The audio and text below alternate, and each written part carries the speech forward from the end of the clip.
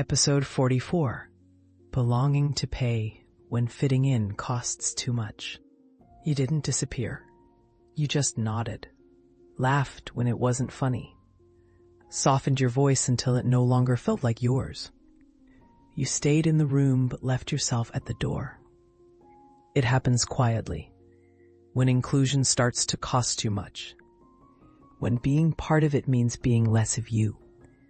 We're wired to belong, but sometimes what we call a connection is actually compliance. From early on, we learn, be agreeable, don't disrupt, stay likable, because inclusion feels safe, and safety, we're told, feels like love. But if staying safe means shrinking yourself, if staying close means leaving something behind, that's not belonging. That's a loss. And this isn't only about friendships or social spaces. It's families where you had to be the good one.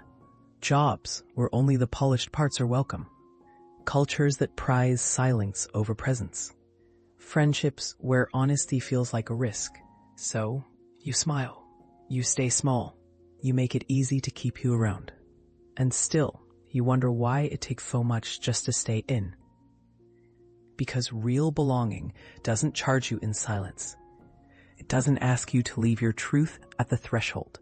So pause and ask, where have I traded truth for approval? What part of me gets quiet just to stay close? What would it feel like to belong without shape-shifting? Brené Brown once said, true belonging only happens when we present our authentic, imperfect selves to the world. Our sense of belonging can never be greater than our level of self-acceptance. You don't need to fit in. You don't need to perform. You don't need to keep paying with parts of yourself to be allowed inside. Sometimes the cost of inclusion is too high because it asks for what's already yours. You are allowed to be true, even when the room doesn't know how to hold it.